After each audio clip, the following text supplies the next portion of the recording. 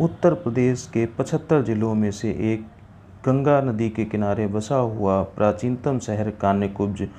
आज हम आपको ले चलते हैं कान्यकुब्ज। आज कन्नौज को ज़िला बने हुए 24 वर्ष पूर्ण हो गए हैं। इस अवसर पर हम आपको दिखाते हैं कन्नौज की प्रमुख झलकियाँ।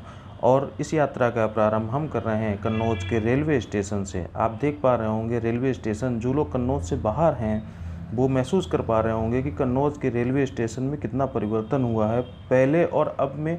यहाँ पे अब स्वच्छता ही चारों तरफ आपको दिखेगी, किसी भी तरह की कोई गंदगी, हमारा स्टेशन प्रशासन बहुत ही अच्छी तरह से कार्य कर रहा है। एक एक परिसर का कार्य बहुत ही साफ़ सुथरा है। आप देख पा रहे होंगे, महसूस कर पा रहे होंगे कितना ही अच्छा वातावरण स्टेशन कन्नौज का हो गया है, और साफ़ सफाई भी आप समझ रहे होंगे। स्टेशन टिकट काउंटर के बाद में हम आपको अब ले चलते हैं बाहर की ओर। और बाहर एक आपको ऐसा नज़ारा, जो लोग कन्नौज से बाहर रह रहे हैं इस समय शायद ही उन्होंने ये देखा हो। एक ऐसा दृश्य आपको दिखाने जा रहा हूँ कि आपके हृदय को अति प्रसन्नता होगी और आप कन्नौज को गौरवान्वित महसूस करते हुए दिखेंगे। और आप देखिए, ये हमारा प्यारा तिरंगा झंडा शान से लहराता हुआ, ये झंडा हमको जहाँ भी दिखता है वहाँ हमको हृदय में अति प्रसन्नता होती है और गौरवान्वित महसूस करते हैं। इसके बाद हम लोग निकले बाहर की ओर और देखा शाम को बेहतरीन स्वाद देने वाले कटियार के समोसे कढ़ाई में तलते हुए दिखे। इसके पश्चात हम लोग जैसे ही थोड़ा आगे बढ़ेंगे तो हमको श्री राम दरबार का मंदिर मिलेगा, जिसको देख के मन में अति प्रसन्नता होती है। और अब हम लोग चलते हैं मुख्य शहर की ओर, यात्रा की ओर।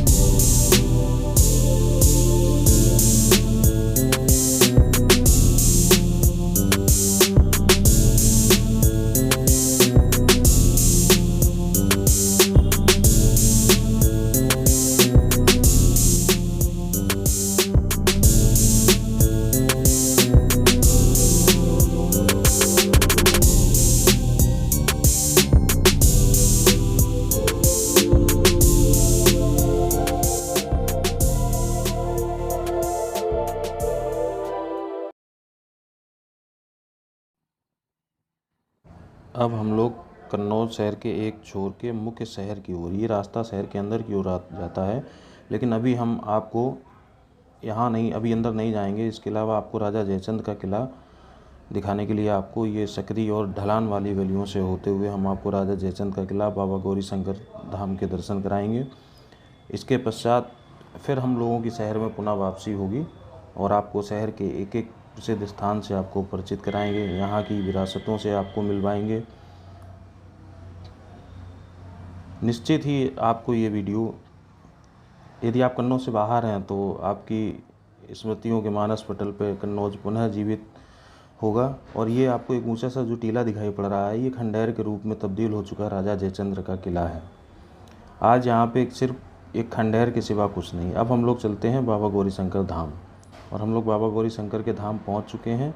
और ये बाबा गौरी शंकर के धाम का परिसर आप लोग बाबा गौरी शंकर के आपको दर्शन भी कराएंगे।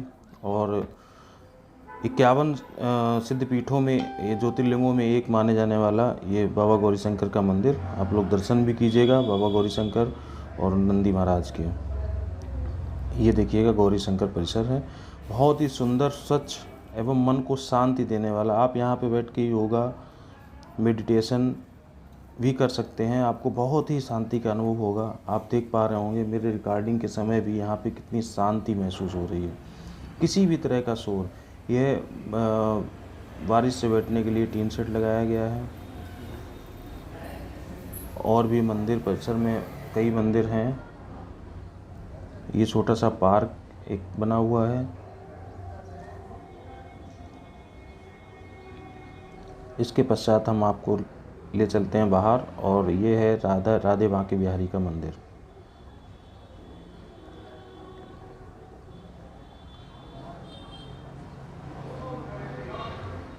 आपको एक बात और बता दूं कि राधा रानी की ननिहाल भी कन्नौज में थी। ये माता छिमकली का मंदिर है, माता छिमकली मंदिर का परिसर है। और अब आप चलते हैं मुख्य बाजार की ओर।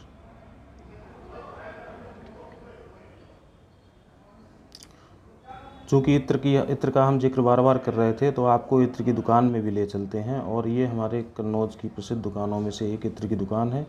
ये इत्र बनाने का एक प्रतीक चिन्ह रखा हुआ है। और बाकी आप देख सकते हैं यहाँ पे आप अपने इत्र कई तरह से मिलता है। आपको खाने के योग्य इत्र मिलेगा, आपको लगाने के योग्य इत्र मिलेगा, आपको रूम के लिए इत्र मिलेगा। यहाँ पे आपको अगरबत्ती, धूप बत्ती, चंदन की लकड़ी, चंदन का पाउडर, फेस पैक। और यहाँ पे अब तो आत्मनिर्भर भारत की अगर बात करेंगे तो यहाँ पे अब स्वयं ये व्यापारी लोग इत्र से साबुन का निर्माण, शैम्पू का निर्माण भी अब कन्नौज में करने लगे हैं। ये अब आपको ले चलते हैं इत्र कारखाने की ओर। ये इत्र कारखाना है जिसमें ये बड़े से जो रखी हुई, ये डेग बोलते हैं इनको। ये डेग में गुलाब का फूल भर रहे हैं, इससे भी बाद में इत्र निकाली जाएगी। गुलाब का फूल भरने के बाद इसको बंद कर दिया जाता है, नीचे आग दी जाती है। तत्पश्चात ये आसवन विधि द्वारा इत्र इसमें बन के, और ये छोटा सा 4 नंबर के बाद जो आपको पाइप दिख रहा है, इसमें आके उसकी भाप कलेक्ट होती है। ये प्रतीक चिन्ह है।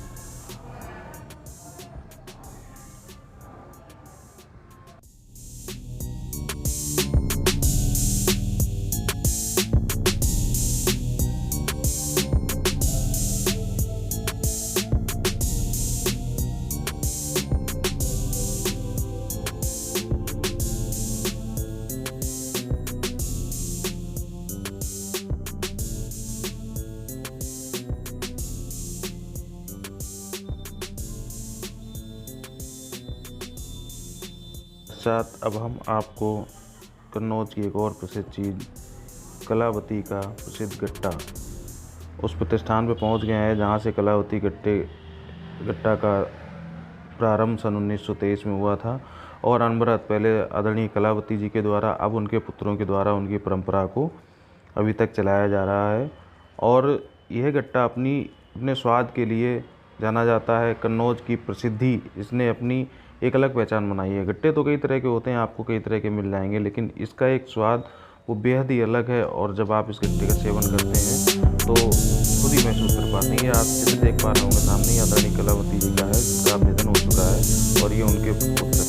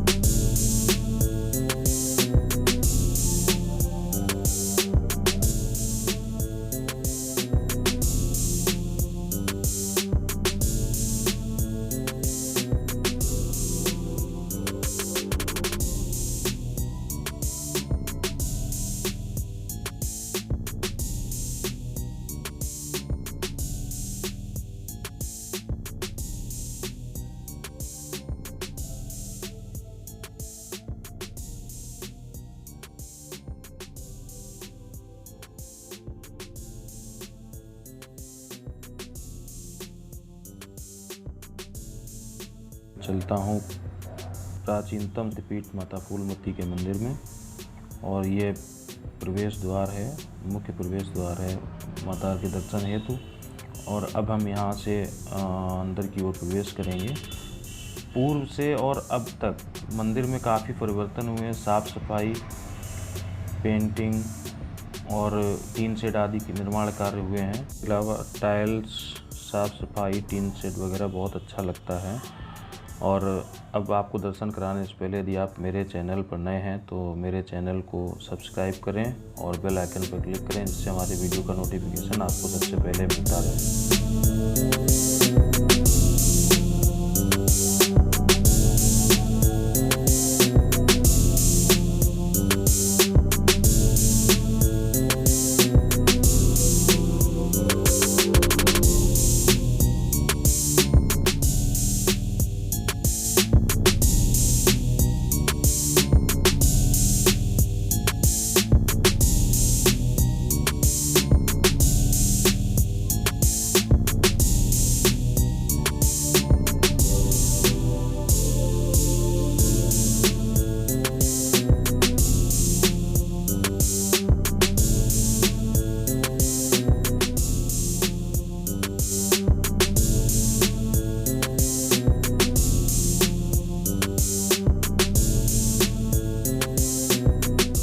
अब हम आपको ले चलते हैं पुनः मकरन नगर वाले रोड पर। और ये आप एक सामने गेट देख पा रहे होंगे। जब हम उस रोड से आए थे यानी पूर्व साइड की रोड में, वहाँ पे भी एक इस तरह का गेट दिखा था।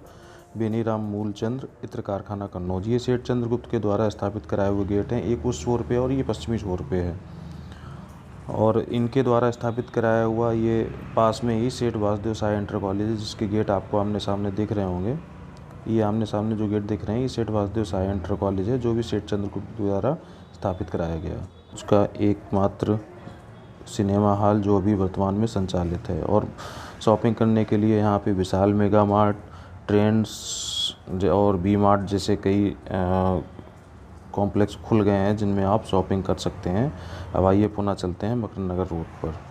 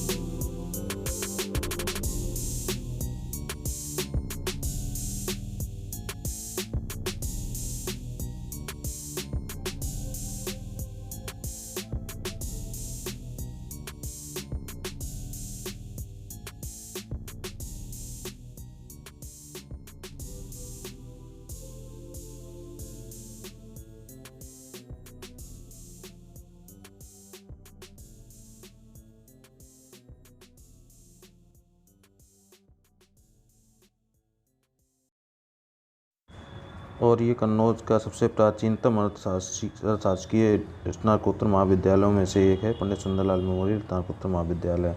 और अब हम पुनः चलते हैं जीटी रोड की ओर।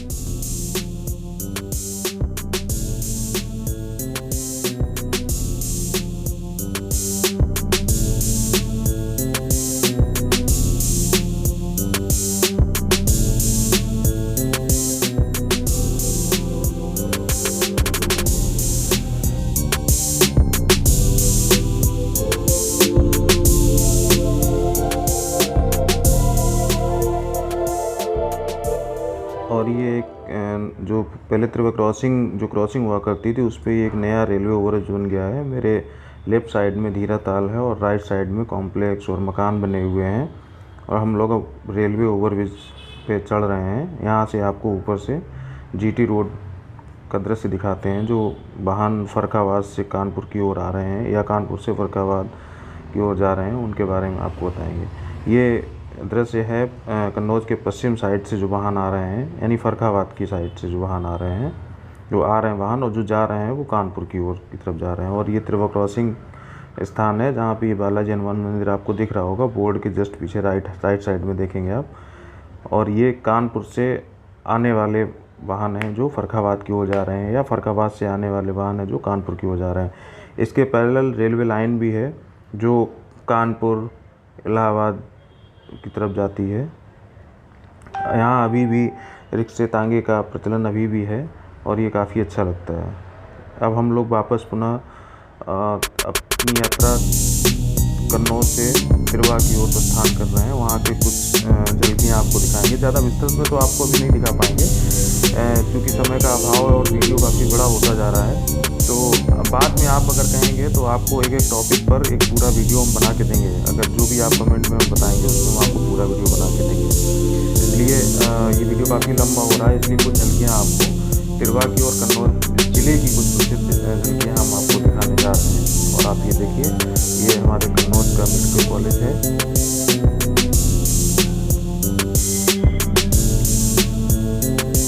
इंजीनियरिंग कॉलेज है। उसके पश्चात में ये माता अन्नपूर्णा का प्रसिद्ध मंदिर है। माता अन्नपूर्णा परिसर में स्थित ये पंचमुखी मंदिर है। इसके बाद कन्नौज की एक सबसे प्राचीनतम चीज़ जो शायद बहुत कम लोग जानते होंगे, ये बर्ड सेंचुरी यानी पक्षी विहार है, लाखबोसी पक्षी विहार। यहाँ पे प्रतिवर्ष सैकड़ों पक्षी मेहमान के रूप में आते हैं, रुकते हैं और फिर वापस चले जाते हैं। अब हम लोग वापस कन्नौज आ चुके हैं और ये कलेक्ट्रेट का मुख्य रोड है। चूँकि कुछ सुरक्षा कारणों से हम आपको इसकी विस्तृत जानकारी तो नहीं दे सकते हैं, लेकिन यहाँ का कुछ मेरा मन नहीं माना, क्योंकि प्राकृतिक वातावरण इतना अच्छा है यहाँ पे। आप देखेंगे चारों ओर प्रकृति से ढका हुआ, क्योंकि प्रकृति हमारे जीवन का सबसे महत्वपूर्ण अंग है। इसलिए आपको ये दिखाने से मैं रोक नहीं सका, क्योंकि ये शासकीय भवन है और इनको दिखाने से पहले मुझे अनुमति की आवश्यकता होती। इनका रूप इसीलिए मैं आपको दिखा सकते हैं। Thank you for watching. यदि आप मेरे चैनल पर नए हैं तो चैनल को सब्सक्राइब करें, लाइक करें, शेयर करें, कमेंट करें। बहुत बहुत धन्यवाद।